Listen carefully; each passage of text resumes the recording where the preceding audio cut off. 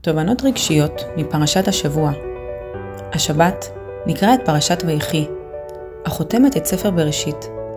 בפרשה הזו יעקב אבינו מתכונן לסיים את חייו. הוא קורא לבניו ולנכדיו כדי לברך אותם ולמסור להם מסרים שילוו אותם גם לדורות הבאים. אחד הרגעים הבולטים הוא הברכה לנכדיו, אפרים ומנשה, שבה יעקב במפתיע מחליף את ידיו ומניח את יד ימינו על אפרים הצעיר.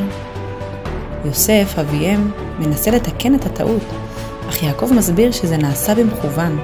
הבחירה שלו מלמדת אותנו על היכולת לראות את מה שלא תמיד נראה לעין, הפוטנציאל הנסתר, זה שלפעמים מתחבא דווקא במקום הלא צפוי. מה זה אומר עבורנו? יעקב מזכיר לנו שאסור לנו להסתפק במה שאנחנו רואים על פני השטח. לעתים, הכוחות והאיכויות המשמעותיות ביותר טמונים דווקא במקום שקט או נסתר, שדורש מאיתנו להתבונן עמוק יותר.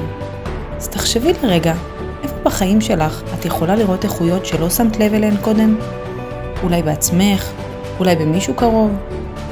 והדבר השני, זה לשבור את המוסכמות ולבחור אחרת. הבחירה של יעקב לשים את יד ימינו על אפרים היא לא שגרתית. היא מלמדת אותנו שצריך אומץ ללכת נגד הזרם, ולבחור בדרך שמרגישה לנו נכונה מבפנים זה לא רק אפשרי אלא גם חיוני לצמיחה אישית. תשאלי את עצמך, באיזה מקום בחייך את מרגישה שהגיע הזמן לבחור אחרת? מה יקרה אם תלכי אחרי הלב? גם אם זה שובר מוסכמות, אז איך אפשר לקחת את זה לחיים שלנו? קודם כל, תני לעצמך רגע להתבונן. איפה יש פוטנציאל חבוי שלא קיבלת עליו מספיק ביטחון? אל תפחדי להקשיב לקול הפנימי שלך, גם אם הוא שונה ממה שמצופה ממך. לפעמים ההחלטות הכי משמעותיות מתחילות מהמקום הזה. ואם את מרגישה שזה לא תמיד קל, זה בסדר. אף אחת לא אמורה להתמודד עם הכל לבד. לפעמים, תהליך של עבודה פנימית עוזרת לנו להתחבר לאמת שלנו, לשחרר את הפחדים ולגלות את עצמנו מחדש. שבת שלום, מלאה באור ותובנות.